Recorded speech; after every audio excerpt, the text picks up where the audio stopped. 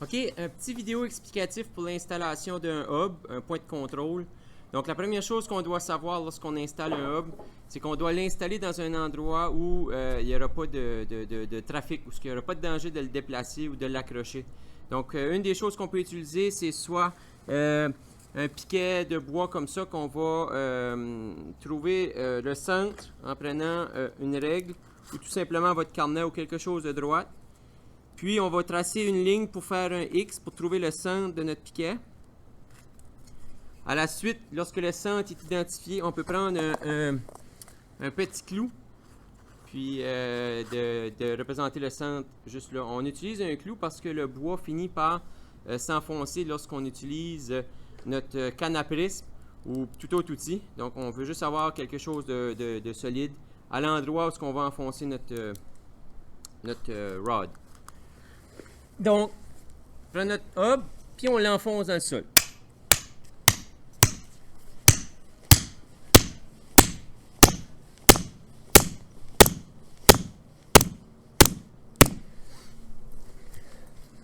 Donc, le hub est prêt, il est solide, il ne peut pas bouger. L'autre chose qu'on peut utiliser aussi, c'est une tige de métal ou, si vous travaillez sur un projet de construction, ça peut être un boulon d'ancrage que vous prenez une perceuse et puis vous percez un petit trou pour trouver le centre, puis vous plantez ça dans le sol, dans le gravier, ou vous pouvez l'implanter dans du béton avec un clou aussi. Mais c'est toujours important de bien l'identifier.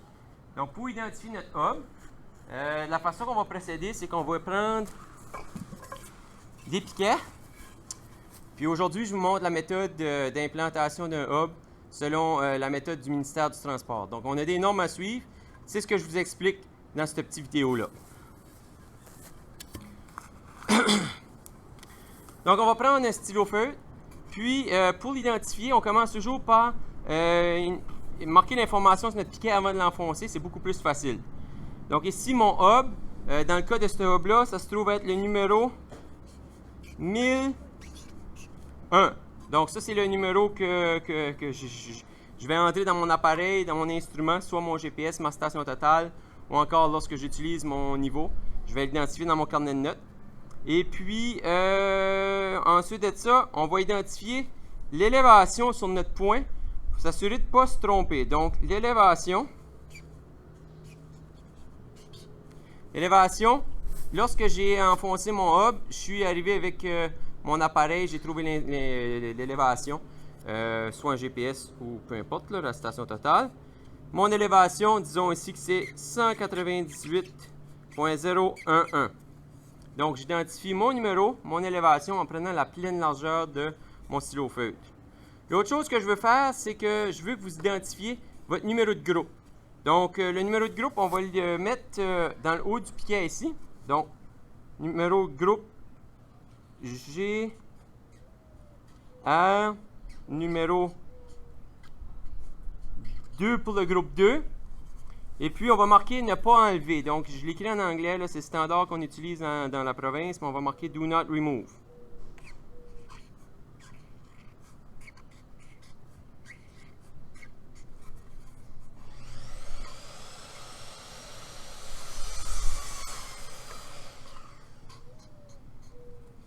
Le do not remove, on l'écrit sur les deux côtés.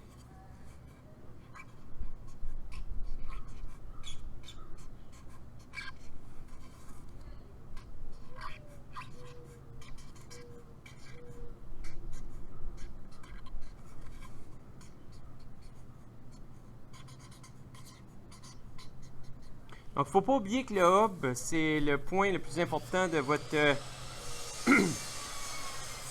pour votre travail, pour votre implantation. Dans le fond, c'est le point fixe qui ne devrait pas bouger. Donc, de s'assurer toujours que vos hubs n'ont pas bougé à chaque jour. Donc, faites des vérifications sur un autre point connu. Vérifiez vos hubs pour s'assurer que les altitudes et les coordonnées nord-est c'est toujours exact. Donc, on fait ça pour nos deux piquets. Et lorsqu'on vient pour l'implanter, c'est qu'on le plante dans le sol avec une certaine inclinaison. Inclinaison comme ça. Celui-là va venir ici.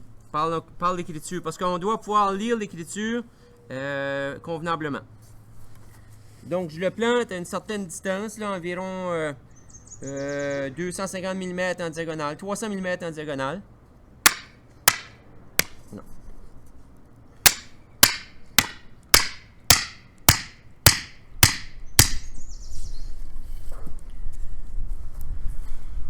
Donc, Do Not Remove est là.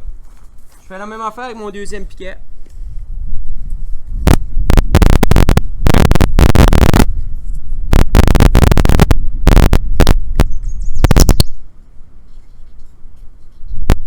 Donc, j'identifie mon numéro de groupe. Do Not Remove.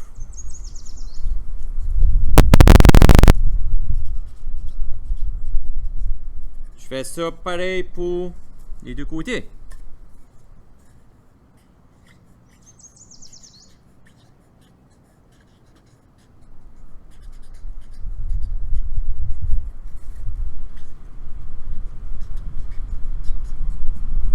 Donc l'important c'est de pouvoir lire le piquet sans avoir à se pencher la tête, là, de voir l'écriture sur le bon sens. Okay? Donc c'est important, si vous regardez ici, c'est marqué Do Not Remove, on lit de gauche à droite un peu comme qu'on fait. Puis ça va être la même affaire ici, Do Not Remove. Puis de l'autre côté, il est écrit d'une façon différente pour qu'on puisse le lire. Donc ça va être important de bien le positionner.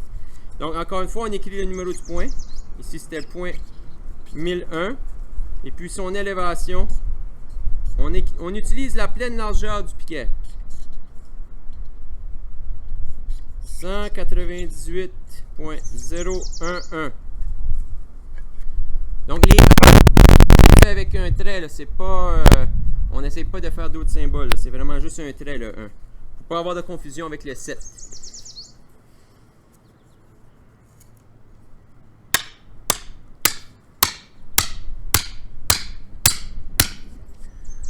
Donc mes piquets sont mis, sont solides.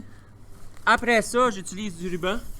On en met suffisamment long. On ne veut pas que notre ruban soit tendu entre les deux parce qu'il va passer directement en ligne avec notre hub. Donc je me laisse une petite longueur supplémentaire. Puis je fais un nœud pour attacher mon ruban.